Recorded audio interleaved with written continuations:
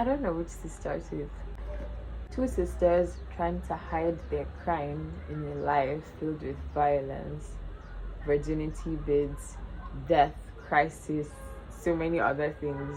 Or the warrior queen who just has to pretend to be a king just so that she can hold all the power and influence her world has to offer her.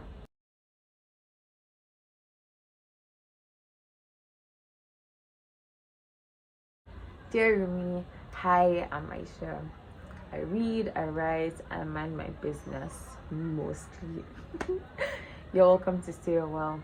Here we do soft life, books, and sometimes rant gently. These stories live rent free in my head, and these ones are about two crazy sisters and another set of siblings that can destroy the world. So let's get into it. So I'm going to start with Sanya just because that was the first I read when I received both of them. So I'll just read the synopsis and then we can get it out of the way. She was born an ordinary girl into an ordinary family, but when events start to unfold and her true heritage is revealed, it becomes clear that she could either be the savior of her people or the destroyer of their world. Sonia always felt different, and everyone that knew her, the people in the village she grew up in, her beloved brother, Dada, her aunt Abike, and even her parents before she was born, knew that there was something special about her too. After an unspeakable tragedy causes her to leave home and grow up too soon, she's devastated to find that her incredible powers are linked to a future which she must fight, even at the cost of her very soul. She begins life anew, hoping that the dark prophecy would somehow rewrite itself. Soon, however, her carefully crafted life and identity becomes the catalyst for a deadly war that will tear her family apart and doom everything she holds dear. Oyin, Olugbile's masterful debut, tells the story of dangerous love, lost, found and lost again, all against the backdrop of a fantastical, enthralling empire that holds even the Orisha themselves spellbound. So this is a short review from the author of Ogadima Ukamaka Olisakwe. So she says, a powerful and magnificent debut, Olugbile introduces two brave siblings in a world rich with heritage and ancestry, whose journeys challenge us to question the meaning of family, community, and love, perfect for fans of Tony Adeyemi and Nnedi Okorafor. This exceptional book is impossible to put down. It should be on every bookshelf. You know why I agree with that? Because this story special. Guys, I'm not somebody who reads fantasy books, but you see this and Sea Breeze, they are the reasons why I'm back onto fantasy novels, because when I started, I already had this expectation of the book and it wasn't that high. I expected something average, something that was new, but not something that I would say, oh, this would have the wow factor in it. Do you get what I mean? So when I started, the first thing I said to myself was that this story highlights how tradition blurs the line between culture and religion, in the sense that even if they are traditional worshippers, this has nothing to do with people of Christian or Muslim religious background. These people believe in the Orishas, Eledumare, and what's the other one? Yeah, Eshu. Yeah, I think I got that right. So I mean, I've heard of the Orishas, but I've never heard of the Eshus, and I've heard Eledumare in songs. The one I remember most is Wizkid's. I don't remember the name of the song, but he's like, Eledumare, bless you with money. So that song. And I always thought that he was saying like God should bless you with money.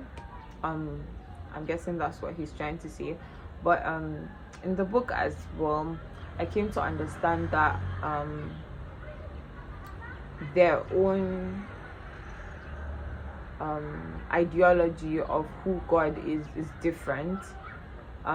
Here they believe in a God and multiple gods, and it led me to think a lot about Greek mythology, Egyptian mythology, and other kinds of mythology that the Western world has already showcased to us, that has been displayed in movies, in all these shows that we grew up watching and are still watching. And I said to myself, why doesn't this have a visual representation, or at least a graphical one, like a comic?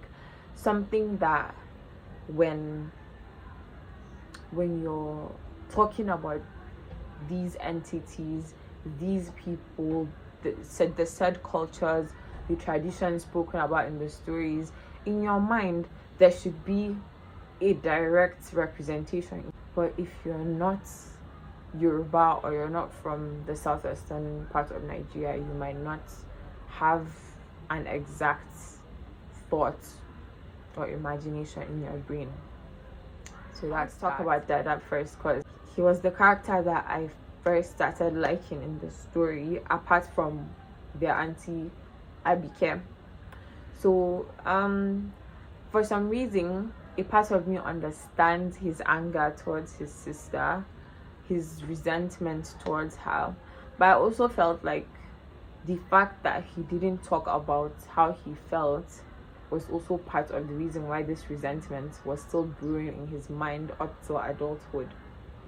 And although I felt like this was something that they could have settled in a civil discussion, both of them just grew up to be power hungry. Everybody wanted the kingdoms, the respect, the adoration, the admiration, everything bundled up just for one person. And that was what they were all after. I mean, they all didn't realize it. It wasn't a one-time thing, like, okay, I want this thing. It was a gradual thing. When Sanya first came to Ouled, she wasn't like that. All she wanted was just to help the people and possibly move on. But when she succeeded in helping the villagers escape back to their village, it was like everybody was in love with her. And okay, not her, they were in love with the man they thought she was, and everybody was giving her gifts, praises, everybody was singing for her. It was something new to her, but then she grew to love it, and before you know it, they offered her the kingship title, something that she couldn't say no to. And before you know it, it was like the power swallowed her from within, and all of a sudden that was all she wanted to do, and she didn't even realize it. And she was desperate to forsake her true identity as a woman just to remain the king. And that's what I mean. Again, that's how backwards culture is. And you know what's so funny? They would have possibly killed her or kicked her out of the village if they found out that she was a woman right after they'd given her the title. And you know what pisses me off the most? It's how I feel like the people in the story are generally misogynistic. Take a look at when her brother exposed her in front of the people. You know what this story also reminds me of? The Woman King. As soon as Sanya became king, I cannot tell you how happy I was. But you know what I wanted most for her? To find true love. Because she was married to somebody that she couldn't. It wasn't even normal to begin with. And I was so mad that that happened. Personally, if I were her, if they told me that I should marry one of the princesses just because they think I'm king, well, they don't know that I'm a female. But yeah, like, do you get what I'm trying to say? I would have gotten a way out of it. But I understand, like, they felt they wanted the king to reproduce, have kids, all of that. But you know what? I think Sanya had the power to reject it, but she just didn't want the people to suspect her. And I also liked the part where she went into the realm of the Orishas. I think that was one of my favorite parts, where she got to meet her mom and she saw Fadi, the cat, her auntie Abike, her mom.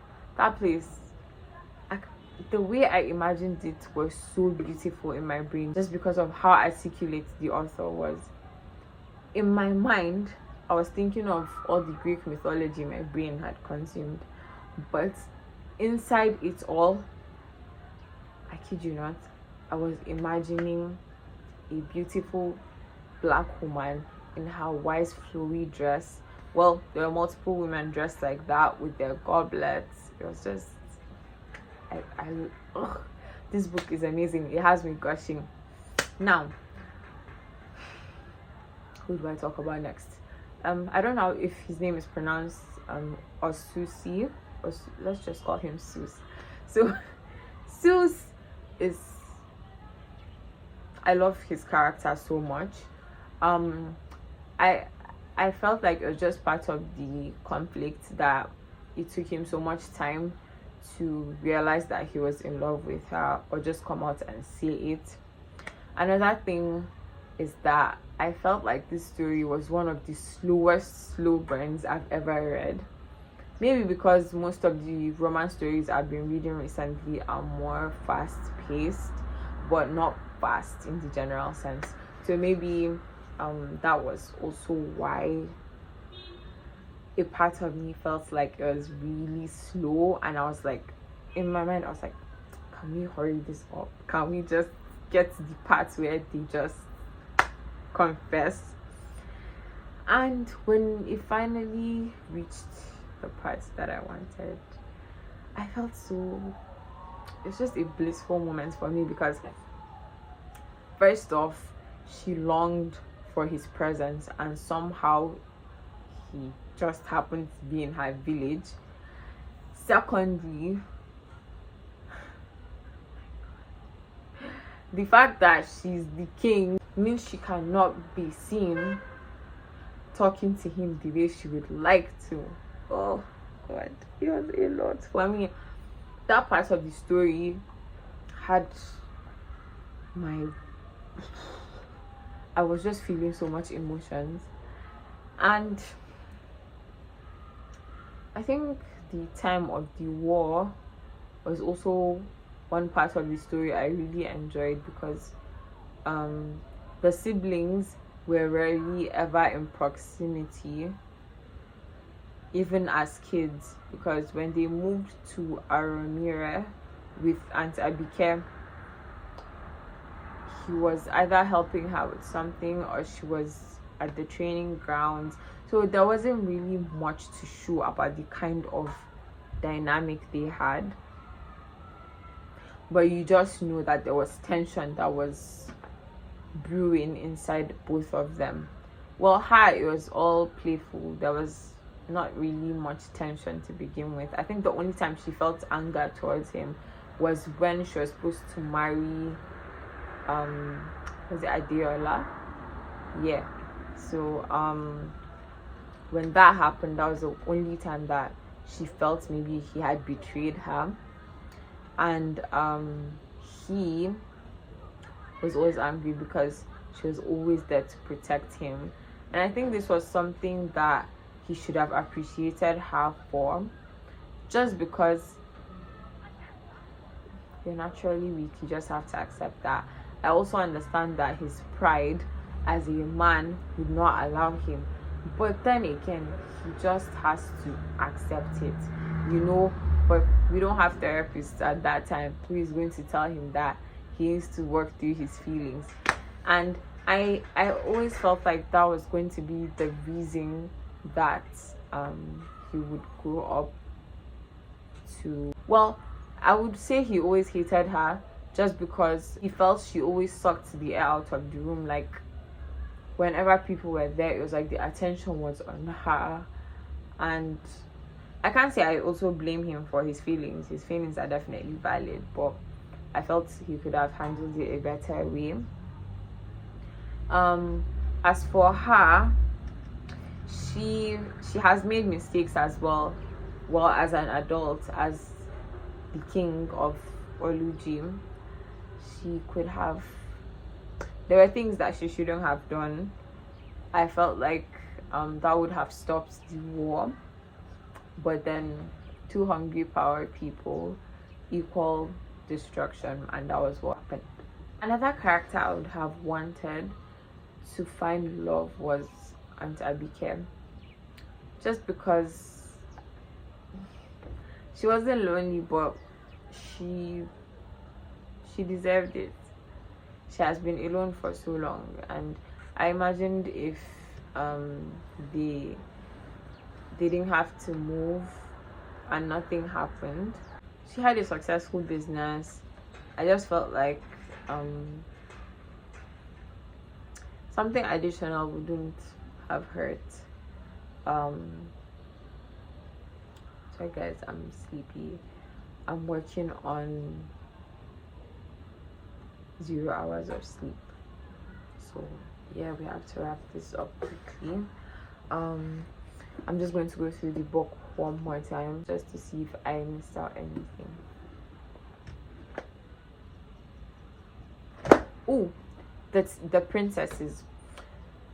I hated Oba Tony because she was obsessed with Sanya, and she didn't know that she was a man. She was a woman, sorry. So her obsession made her become this evil person that was ready to destroy her sister for the love of a man, which is so disgusting. Like, really. So I really liked her sister. Turkey. You'll correct me, guys. Anyways, she was one of my favorite characters just because of how calm she wasn't really the troublesome type. I felt like she kept the king grounded, King Badi, in some ways, aka Sanya.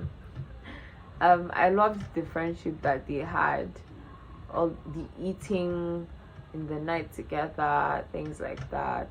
I mean, I loved how everything just remained platonic, not like other stories where the person would come and say, oh, they fell in love or this happened. No, I'm just so happy the author did this. What else did I not talk about?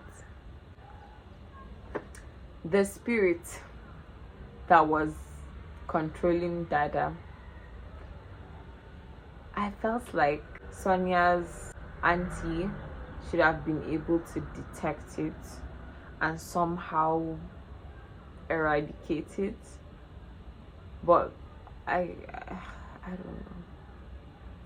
I just wish that they had more power than they already did, so that they could have helped in their own way to help Dada instead of letting him wage war. And another thing is that I love how the story started with an explanation. You were debriefed from the start. You know who is what happened, how the Orishas came to be, the issues, who ended up being kings, who ended up being farmers, things like that. So it kind of just compartmentalized for us readers without us having to go through the stress of hacking our brains to understand. Cut the story short, this was an amazing story. Would I read more fantasy books? Definitely. Would I recommend it to you? 100%. I was doing a Sanya challenge on Instagram where you had to put the book on your face like this. I thought my picture was really good. I wonder why I didn't win. Anyways, the story is very powerful. I love what inspired the author to write this story. So I saw it quoted somewhere that she said this entity, his name is Shango, she said she wanted to write about the things that didn't make enough sense about him. I'm not sure I got that right, but I'll put a screenshot on the screen so that you guys can just read what it is I'm talking about. So the inspiration came from there being speculations that Shango could be male or female, which is quite very interesting and peculiar. That is even why I want to research more on this entity and know more about what kind of being he was. Light skin. And what they always used to reference is Bature, a white person. Anyways, let's read the synopsis. Tourists know it as the city of joy. Now, you guys know I am so keen on pronouncing it the right way. I had to Google this, and when it was spelled in Arabic, it was spelled as Ouled Nail. So I'll put it up on the screen so that you guys can see it as well. Tourists know it as the city of joy. For Ouled Nail dancers, Busada is the city of horrors. It is 1931 when two sisters arrive in Busada, bursting with dreams of becoming successful dancers. But the city, occupied by the ruthless French colonial army, changes their lives forever. When they kill a soldier in self-defense, Fahima and Selima must outsmart the French colonel, who will stop at nothing to uncover the truth. The sisters are driven further into a cycle of violence with every attempt to hide their crime. Risking their lives and the lives of their loved ones, the dancers must navigate a dangerous world where almost everyone has a scheme. Set in the scorching world of 1930s colonial Algeria, where the desert wind whispers secrets of rebellion, Sand Roses is a tale of sisterhood, sacrifice, and the fight for liberation.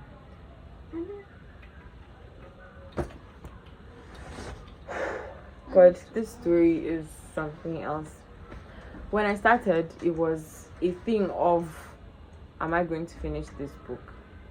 Because it was, I guess I was looking for a pop of action immediately I started the book, because it started out slow. There wasn't much drama building up. There were interrogations here and there from the French soldiers, the capturing the dancers, but there wasn't really much. There was a little going on here and there between Ren and Selima, but then still I was expecting more. Maybe because I had just finished Sanya and that was packed with action and drama. So this one now, I was expecting so much more, and then I wasn't getting what I wanted. So it was like, I like it, but I want more. It was like the author had everybody opening their mouths for a drop of lemonade, but it's like he keeps giving tiny drops everywhere. And it was now towards the end that, okay, from the middle of the book things started to pick up, but the ending was where everything just went haywire. Like I already fell in love with the author's writing from the beginning of the story. It's like so poetic, it's majestic, it's brilliant. But what I wanted was action, which made me realize that I needed to slow down, which was what was perfect for me to read at that time that I was reading it. I felt like it gave me the chance to breathe and not have things rushing or things just happening all at once. So I really appreciated that, even if that wasn't what I was thinking at the time I was reading. Now that I'm done and I'm just reflecting on the story, I realized that it gave me, because there was so much information that I had to grasp. I learned about the forgotten tribe, the Ouled Nile dancers, the Ouled Brahim, the men. I learned about sand roses. I learned about so much. No, sand roses are like these stone-like things, but they're shaped like roses. Yeah, they're really pretty. I googled them.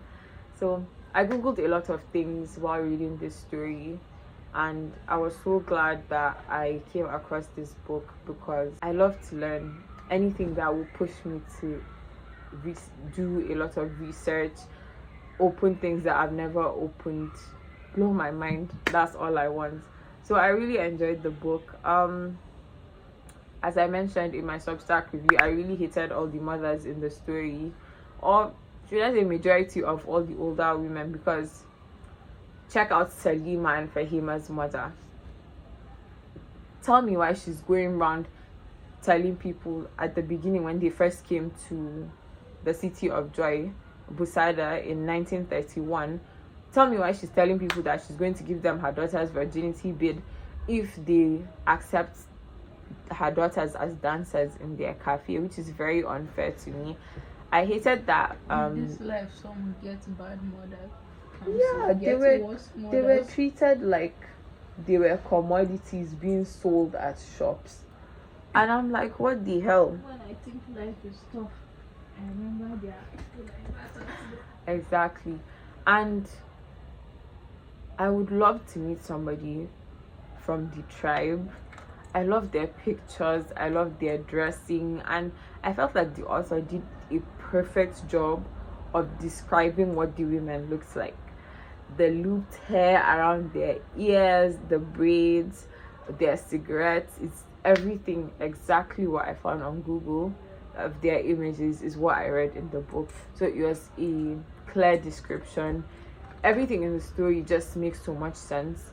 Like the fact that, okay, if you're somebody who Googles as you're reading, everything will just make 10 times more sense than it already is doing. So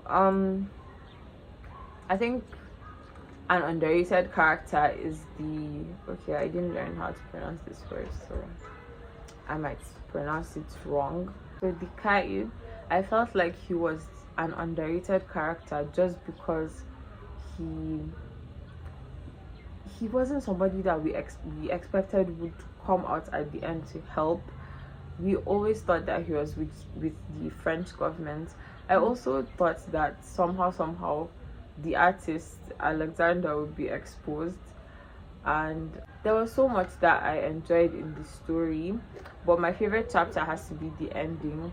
I liked how everything happened, how everybody came together, but I think it was crazy that there were more bodies than we counted as the killings were going on. The ending was great. It was really sad. It was also heartbreaking as well, because I can't tell you guys, but just read the book. It's very interesting. I think that you guys would find a thing or two that would interest you in it, and you would learn a lot as well. And that's all for now, guys. If you made it to the end, you're officially a part of the draft room. Don't forget to like, comment, share, and subscribe, and let your friends in on that secret that I just posted something that you don't want to miss. See you next time. Same place, different book.